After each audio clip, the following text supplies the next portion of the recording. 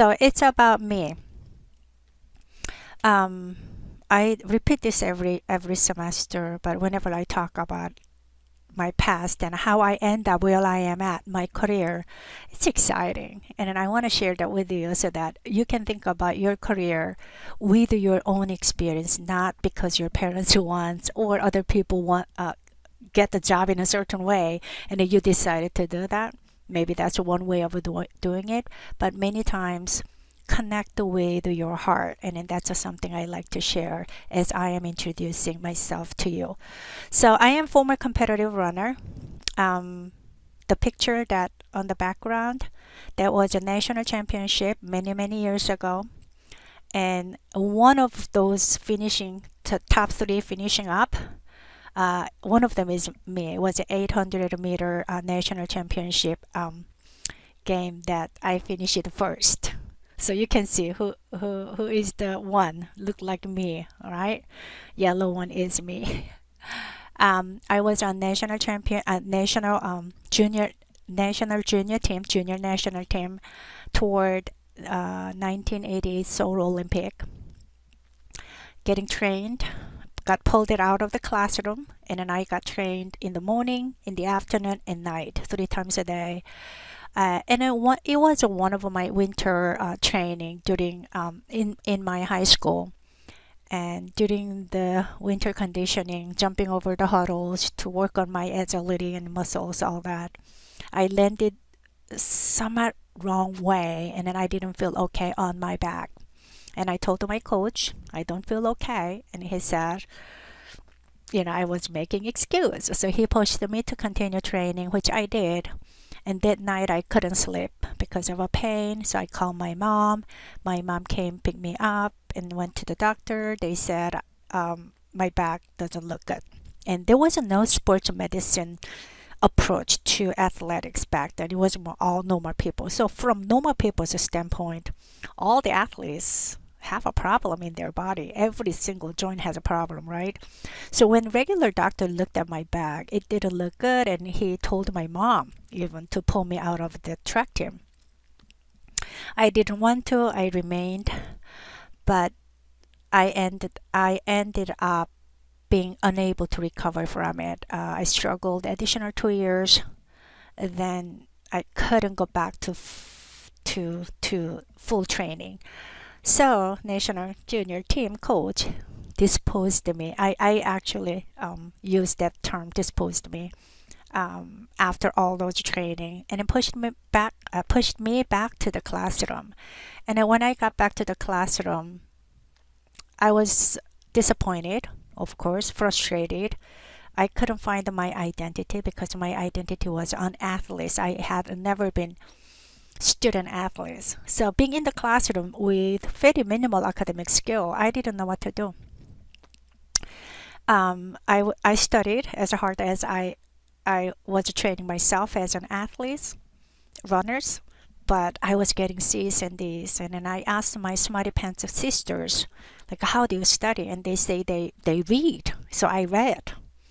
And I still get C's and D's. It took me full 1.5 year to bring myself back up to GPA 3.0. And I still remember myself riding back home on the bus, looking at my report card, 3.02 or something like that. And I was tearing, sobbing. Finally, I am regular students. Not regular student. I should say I am average students. So that was feeling good. And then around that time, I had my own time. What I want to become. When you grow up, so that I can decide my college. And my all training, my entire time as an athlete, or male coaches. Like, there was no female coach understanding female body. So I wanted to become female track team coach. And then that I was so determined. So to be able to become coach, athletic team coach, I had to go through a physical education credential and become physical education teacher so that I can coach that particular school's track team or other schools.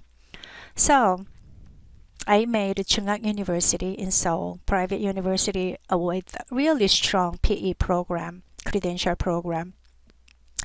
And I was going through my BS in physical education, like some of you.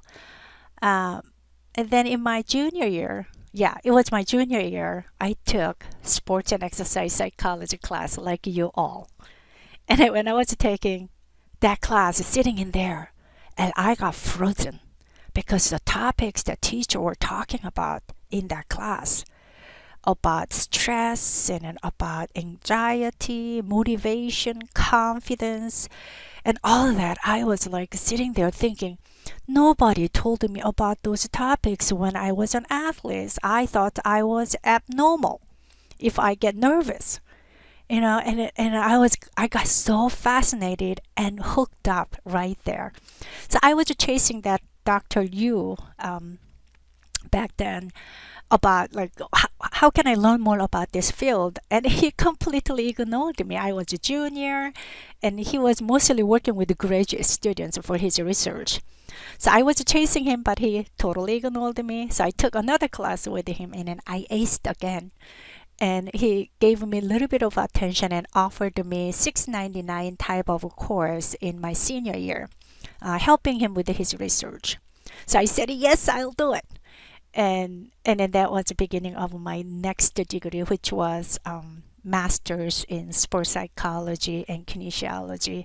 I end up specializing myself in sports psych, and I learned tons from him. Then I wanted to learn more after my master program, and then he said I need to go America because there was now they do, but there was no PhD program back then in sports and exercise psychology. So I searched a school, particularly people whom I was impressed with their research, and applied to Purdue University, Dr. Joan Duda, about motivation and athletic performance. She accepted me, came here 1994 for my PhD, took 5 years to finish it, then got hired here at SF State in 1999. And then I have been so fortunate to be here to work with our students and then including you all here. Okay.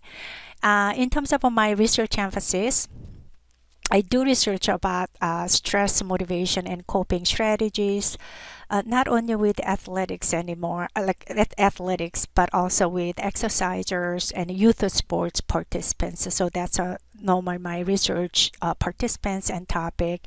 And I do also do cross-cultural research.